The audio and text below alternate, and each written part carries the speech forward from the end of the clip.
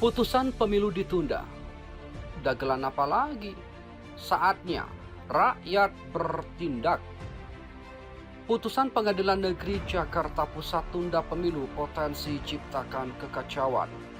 Mengutip Era Muslim, pakar hukum tata negara dan konstitusi Universitas Muslim Indonesia, Fahri Bahmid memberikan respon serta menyoroti putusan Pengadilan Negeri Jakarta Pusat atau PN Jakpus terkait penundaan pemilu. Putusan PN Jakpus menghukum KPU untuk tidak melaksanakan sisa tahapan pemilihan umum 2024 sejak putusan ini diucapkan dan melaksanakan tahapan pemilihan umum dari awal selama lebih kurang 2 tahun 4 bulan 7 hari. Artinya pemilu tidak dapat dilaksanakan pada tahun 2024.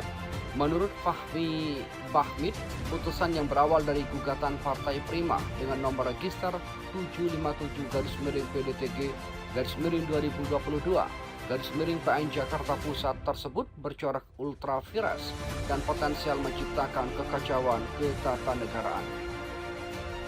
Secara hukum, putusan hakim adalah ultra vires atau dengan kata lain beyond the power, sehingga konsekuensi yuridisnya dari status putusan yang demikian ini adalah bersifat null and void atau bersifat van Rechwijk netik atau null and void, sehingga tidak dapat dieksekusi, ujar Fahri Bahmid.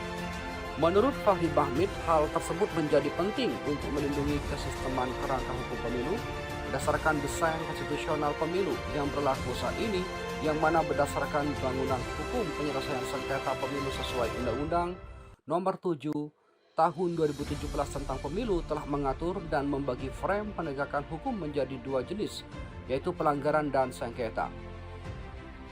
Dijelaskan Fahri, pelanggaran dalam Undang-Undang Pemilu sendiri terbagi menjadi 3 jenis, yaitu pelanggaran administratif, pelanggaran kode etik, dan pelanggaran pidana.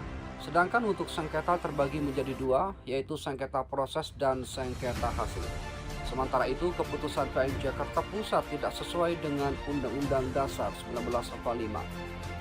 Putusan Pengadilan Negeri atau PN Jakarta Pusat atau Jakpus yang mengabulkan gugatan Partai Prima dan menghukum Komisi Pemilihan Umum atau KPU untuk menunda pemilu adalah cacat hukum dan bertentangan dengan Undang-Undang Dasar NRI 1945. Penegasan itu disampaikan Wakil Ketua MPR RI Ahmad Basarah menyikapi polemik keputusan Majelis Hakim PN Jakpus kepada wartawan. Dia berpendapat gugatan Partai Prima seharusnya diselesaikan dengan Undang-Undang Pemilu, bukan hukum perdata berupa perbuatan melawan hukum. Putusan Pengadilan Negeri yang meminta KPU menunda pemilu jelas bertentangan dengan Undang-Undang NRI 1945 yang menyebutkan pemilu dilaksanakan setiap 5 tahun sekali. Padahal hakim dalam memutus perkara juga harus berpedoman kepada Undang-Undang Dasar NRI 1945 sebagai hukum dasar tertinggi, kata Ahmad Basarah. Padahal, kata Ahmad Basarah, setelah dipelajari dan dicermati oleh Partai Prima, jenis dokumen yang sebelumnya dinyatakan PNS atau tidak memenuhi syarat, ternyata juga dinyatakan memenuhi syarat oleh KPU dan hanya ditemukan sebagian kecil permasalahan. Akibat kecerobohan itu, PN Jakpus menghukum KPU agar menunda pemilu. Ketua fraksi PD Perjuangan itu juga menjelaskan sengketa pemilu pada dasarnya permasalahan yang tunduk pada lex specialis atau hukum yang bersifat khusus tentang hukum pemilu.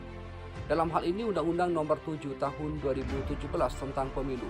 Partai Prima yang merasa dirugikan oleh verifikasi administrasi KPU hingga tidak lolos tahap verifikasi faktual seharusnya merupakan sengketa proses pemilu yang diproses lewat upaya hukum ke PT UN tutupnya.